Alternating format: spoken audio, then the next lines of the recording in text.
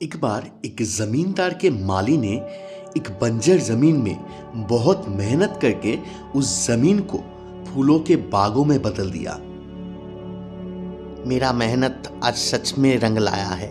कितना अच्छा लग रहा है अब ये बगीचा। राजा जी अगर देखेंगे इस बगीचे को तो बहुत ही खुश होंगे और मुझे इनाम भी देंगे।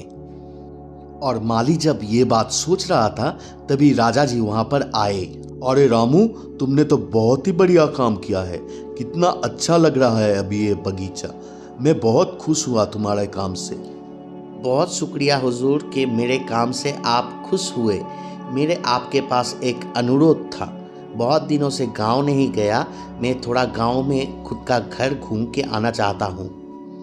ठीक है रामू, जाओ, तुम्हें 7 दिनों के लिए छुट्टी दिया, लेकिन जाने से पहले एक बार मेरे साथ महल में मुलाकात करके जाना।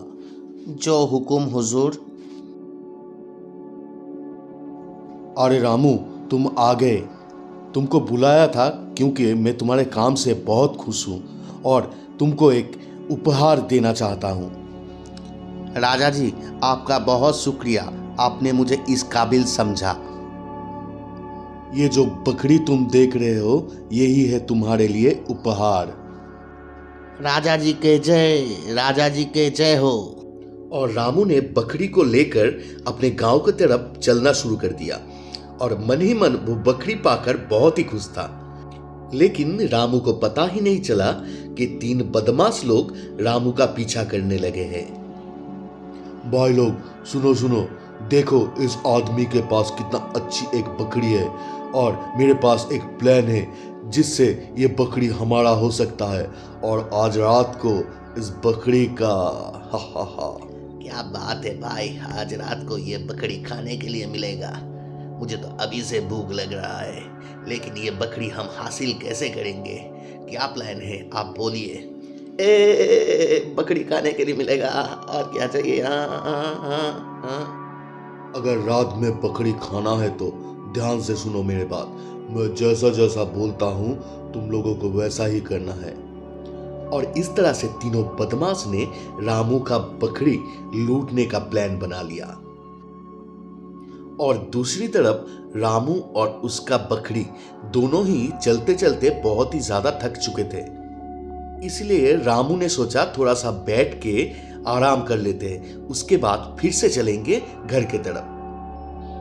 और तभी जब रामू बैठ के आराम कर रहे थे तभी उन तीनों बदमाश में से एक बदमाश रामू के पास आया और आकर रामू के बकरी के तरफ देख के कहने लगा, माया, आपके पास ये सुअर कहाँ से आया?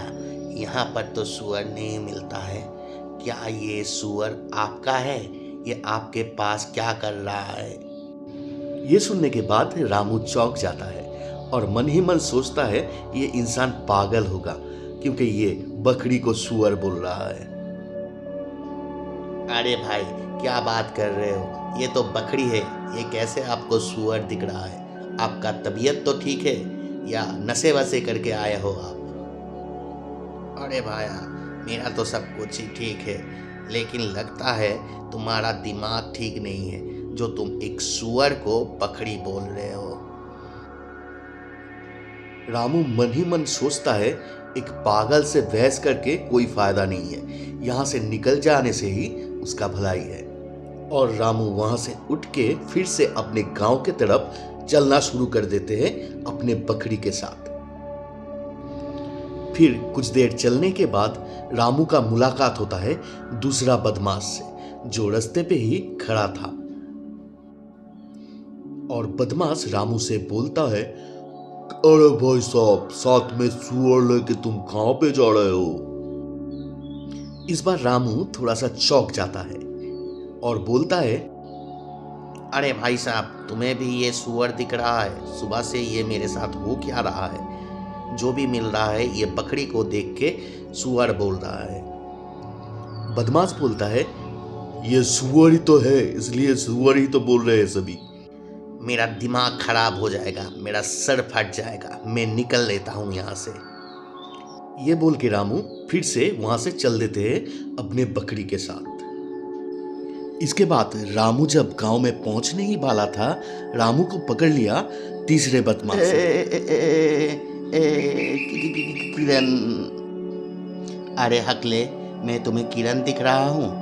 अरे किरण तो नहीं, लेकिन ये सुअर लेके काका आप कहाँ जा रहे हो? अभी रामू जब तीसरे आदमी के मुंह से भी सुअर सुना, तभी वो मान लिया कि ये बकरी नहीं सुअर ही है। और रामू ने मन ही मन सोच लिया कि राजा जी ने सच में उसको सुअर देकर बहुत ही बड़ा मजाक किया है उसके साथ। इसलिए वो गुस्सा होकर उस बकरी को वहां पर ही छोड़कर चले जाते हैं। और इसके ही कुछ देर बाद बाकी दो बदमाश भी वहां पर पहुंचते हैं। अरे तुम लोगों ने देखा कैसे मैंने दिमाग लगा के उसको बुद्धू बनाया, और उसका बकरी अब हमारा है। चलो हम इसको लेकर चलते हैं हमारे साथ। और इसी तरह उन तीनों ने रामू का जो बकरी था वो चुरा लिया। तो दोस्तों, आज का स्टोरी आपको कैसा लगा? अगर अच्छा लगा है तो नीचे का लाल सब्सक्राइब बटन दबा के रखो, क्योंकि बहुत जल्दी भयानक भूतों का स्टोरी आने वाला है। और वीडियो अच्छा लगा है तो लाइक बटन दबा देना।